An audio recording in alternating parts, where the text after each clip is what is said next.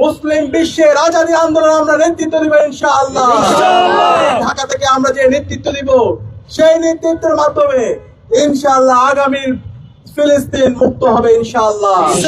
কাশ্মীরের মুসলিমরা আজাদী পাবে ইনশাআল্লাহ। উইগরের মুসলিমরা আজাদী পাবে ইনশাআল্লাহ।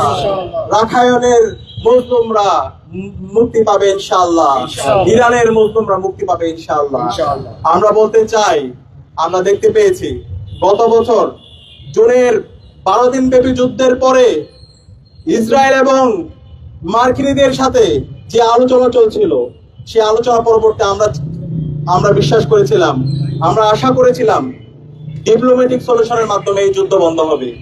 কিন্তু আমরা দেখতে পেয়েছি এই আলোচনা যখন চলছে, সেই সময়ে এই ইসরায়েলি কাপুরুষরা, এই মার্কিনী কাপুরুষরা তারা নিরহ মানুষদের উপর হামলা করে শত শত মানুষকে শহীদ করেছে।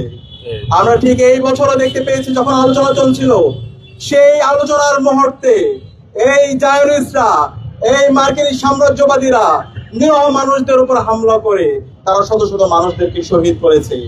আমরা দেখতে পেয়েছি বছরের পর বছর জুড়ে এই জায়নিস্টরা, এই মার্কিনী সাম্রাজ্যবাদীরা এই ফিলিস্তিনের নিরহ মানুষদের উপর হামলা করে শত শত আমার ভাই বোনদেরকে শহীদ করেছে।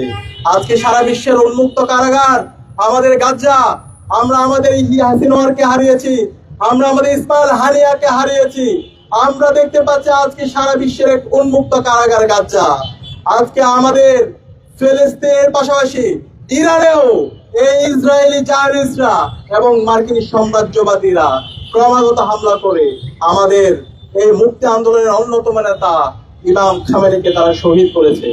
তারা ভেবেছিল ইমাম খামেনিকে শহীদ করে, ইয়াহিয়া সিনওয়ারকে শহীদ করে, ইসমাইল হানিয়াকে শহীদ করে তাদের আদর্শকে তারা থামিয়ে দিতে পারবে। কিন্তু আজকে সারা বিশ্বব্যাপী, সারা বিশ্বের মুসলিমরা, মুসলিম বিশ্বের যুবকরা তারা ইমাম খামেনি হতে চায়, তারা ইয়াহিয়া সিনওয়ার হতে চায়, তারা ইসমাইল হানিয়া হতে চায়। এবং আমরা বিশ্বাস করি মুসলিম বিশ্বের যুবকদেরকে সাথে নিয়ে আমরা এই আগ্রাসন ভেঙে দিব, আমরা এই আধিপত্যবাদ ভেঙে দিব, আমরা এই জায়নবাদ ভেঙে দিব ইনশাআল্লাহ। সে কারণে আমি সবাইকে অনুরোধ করবো আমাদেরকে ঐক্যবদ্ধ হতে হবে। আমরা যদি ঐক্যবদ্ধ না হয়, আজকে ইরানের উপর যে হামলা হচ্ছে, আজকে ফিলিস্তিনের উপর যে হামলা হচ্ছে, একইভাবে সকল মুসলিম বিশ্বের উপর, সকল দেশের উপর হামলা হবে। সুতরাং এই জুলুমের বিরুদ্ধে, এই অন্যায়ের বিরুদ্ধে, এই আগ্রাসনের বিরুদ্ধে, এই সাম্রাজ্যবাদের বিরুদ্ধে আমাদেরকে ঐক্যবদ্ধভাবে আমাদেরকে কথা বলতে হবে, আমাদের প্রতিরোধ জারি রাখতে হবে।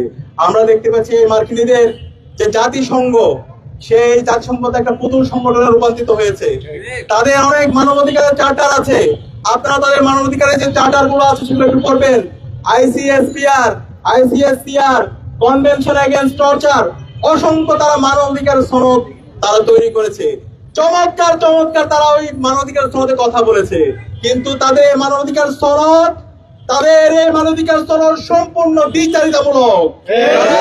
নাগরিকদের অধিকারের কথা বলে, একইভাবে তারা ফিলিস্তিনে আমার মা বোনদেরকে তারা শহীদ করে, তারা মানবাধিকারের রক্ষার কথা বলে, তারা ইরানের মধ্যে হাজার হাজার নাগরিকদেরকে তারা হত্যা করে। সুতরাং এই ধরনের পুতুল সংগঠনকে আমরা ধিক্কার জানাই। আমরা বলতে চাই মুসলিম বিশ্বের যে OIC আছে এবং মুসলিম বিশ্বের যত সংগঠন আছে সেগুলোকে কার্যকর করতে হবে এবং মুসলিম বিশ্বের যুবকদেরকে ঐক্যবদ্ধভাবে এই অন্যায়ের বিরুদ্ধে, এই আগ্রাসনের বিরুদ্ধে, এই সাম্রাজ্যবাদের বিরুদ্ধে, জায়নবাদের বিরুদ্ধে আমাদেরকে প্রতিরোধ জারি রাখতে হবে।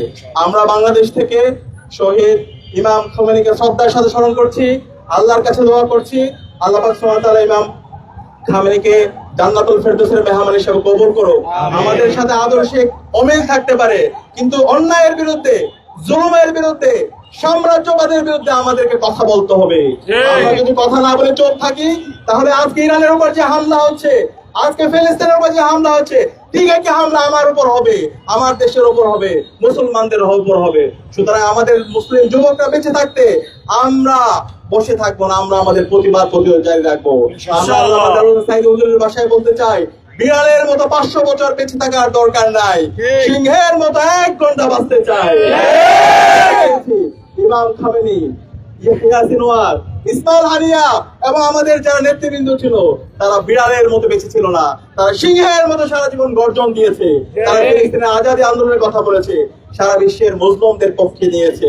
সুতরাং আমরা বাংলাদেশের যুবকদেরকে আহ্বান করব, সারা বিশ্বের মুসলিম যুবকদেরকে আহ্বান করব এবং সবাইকে আহ্বান করব এই অন্যায়ের বিরুদ্ধে, জুলুমের বিরুদ্ধে, আধিপত্যবাদের বিরুদ্ধে, জাহেলবাদের বিরুদ্ধে আমরা ঐক্যবদ্ধভাবে লড়াই শুরু করে আমরা সারা বিশ্বব্যাপী আজাদী আনবো, সারা বিশ্বব্যাপী আমরা ইনসাফ কায়েম করবো ইনশাআল্লাহ। ইনকিলাব জিন্দাবাদ, ইনকিলাব জিন্দাবাদ, ইনকিলাব, ইনকিলাব।